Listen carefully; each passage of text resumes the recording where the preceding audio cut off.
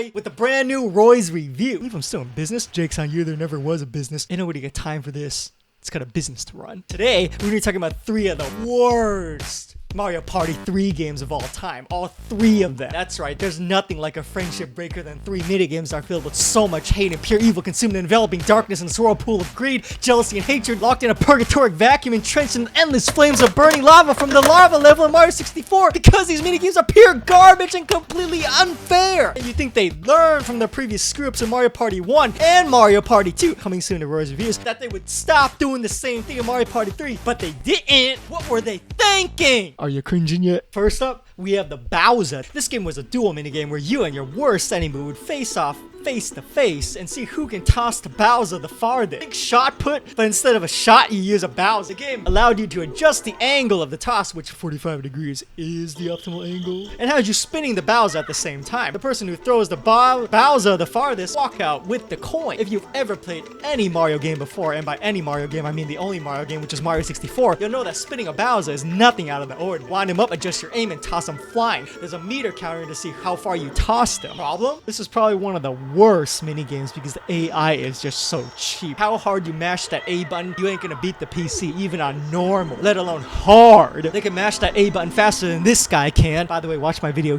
and will beat you every single time. Think you're some tough guy? Think you can hit the A button faster? Sorry, mate, but you ain't no match for this AI, let alone the rest of us. Soon they'll be doing our jobs much better than we can ourselves. Even Elon Musk said that, and he's Mr. Future. If an AI can manage a car company, a solar power company, and even a space rocket station company better than he can probably do your job better than you can. Sorry, mate, but someone's gotta warn the people, and you'll know but what'll happen by then. That's why the Mario Party AI can mash like no other. Thank you, sir. What's your name? BTR. I'm sorry, sir. What was that? BTR? Do you mean like the letters BT and what was it, R?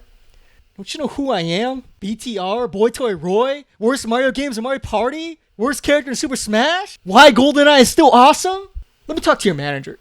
Next up, we have the dreaded, more than working at Walmart, minigame Cheep Cheep Chase. Before you ask me what a Cheep Cheep is, it's a fish. So basically, it's a 4-player minigame where all y'all need to swim across the channel chased by a Cheep Cheep. Every time there's a bomb, you have to press the Z button to dive and swim under it. The first one to reach the other side won't be eaten, and all the others will. The problem with this game is that the PC players are basically unbeatable. What I mean by unbeatable, I mean is that how much faster you can press this A button to outswim them. Did you get it? It's not like the faster you press it, the faster you go. There's a limit to how fast you can swim. Let's call this at max. So when you're at max, pressing the A button faster doesn't allow you to swim fast. You're swimming at the highest speed possible. So how exactly do you beat your opponents then, huh? Optimize, fool. This means timing your dives. From diving underwater to rising above water, there's probably a small window where the game allows you to register the A button and then transition to the Z button dive. You can optimize here and there and transition from Z to A or A to Z fast enough, you can get milliseconds ahead of the other baddies, which avoid being eaten by the team. One thing that always freaked me out was diving underwater. Are we supposed to continue swimming, or does the dive automatically propel you to go forward while you're under the bomb? Or are you supposed to keep pressing the A button, then press the Z button, then continue pressing the A button after you surface? Or are you supposed to dive and then press the A button, and then press the Z button, and then press the A button, and then press the A button again after you surface? Or are you supposed to, which one is it? Are you supposed to continue pressing the A button when you're underwater or not? Does it automatically make you swim, or do you have to do it yourself? Which one is it? The worst is when you surface and you didn't time it right and the bomb moved and it goes boom, and you lose some time, and then the Cheep Cheep is close enough and you don't get eaten. You only have enough time to get blown up once, maybe twice. No room for mistakes, only perfection. Tour's over, boyo. The game basically had the PC players being unbeatable, and it seems to randomly pick out a player at the final steps. This is why you optimize. No optimize, no care.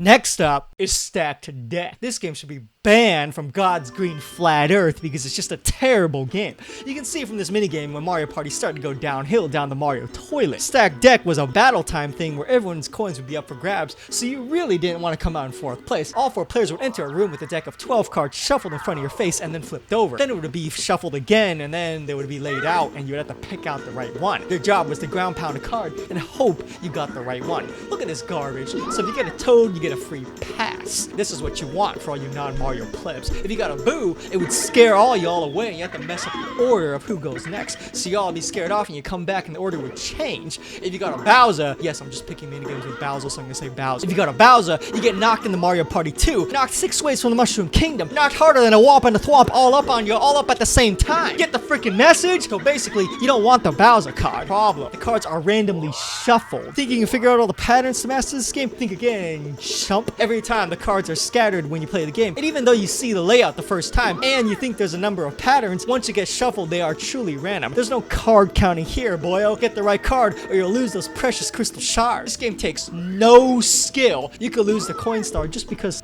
some asshole landed on this battle game and now you got last place and lost all your coins. This is why Mario Party ruins friendship. Oh yeah, let's make it a battle minigame so everyone's coins are at stake. Let's show them the cards and so they'll try to memorize and waste. Yeah, then we'll trick them into memorizing it because it actually does nothing. Yeah, we're so good.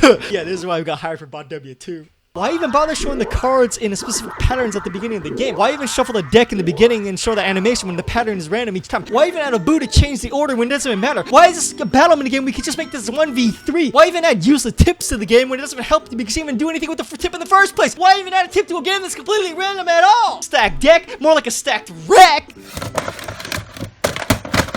And that's why these 3 minigames are the worst Mario Party 3 minigames of all time. If you enjoyed this stupid video, go ahead and hit that sweet sub button to get more alerts when YouTube feels like it because the sub button does nothing right now. And if you liked it, go ahead and Bowser slap that like button too. But hey, that's just a review. A Roy's review. Thanks for watching.